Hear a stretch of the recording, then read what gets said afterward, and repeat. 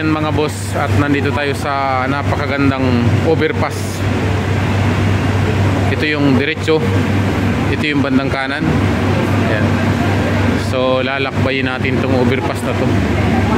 Tapos pag dito sa kaliwa, ito yung matatanaw mo.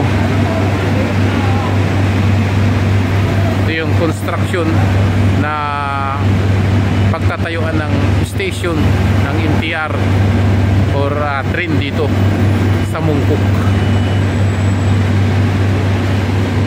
So ayan, diretso tayo dito.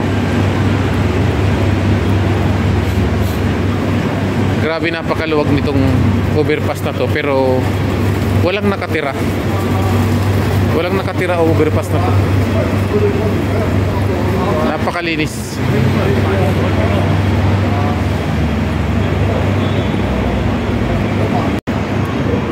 So ayan, at dito nga tayo pag-alagala ngayon. Ipapakita ko sa inyo sa video na to kung anong mayroon dito sa area na to. Ito may mga nag-painting. Ayan, pwede natin ipapainting yung mukha natin, kaso hindi na pwede. Ito yung bandang kanan. Kung nakikita nyo, napakaraming tinda. Ayan, sari-saring tinda, pero nasa proper place or maayos ang kanilang pagtitinda o ang pwesto. Ayan. So yan, napakarami. Gusto man natin pumunta dyan, pero hindi pwede kasi baka makatapak tayo ng kamatis, wala tayong pambayad, mahirap na.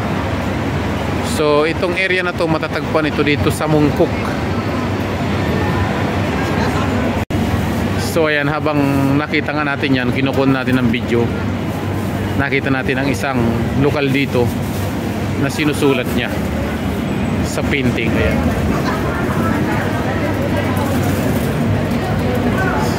So parehong-pareho sa ginawa niya sa pag-paint itong magandang tanawin na to.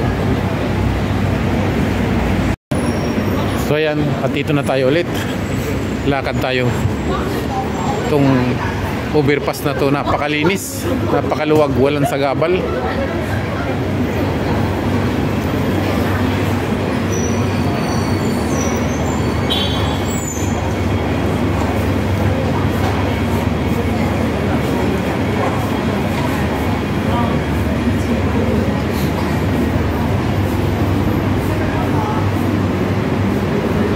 Napakaraming tao lagi dito.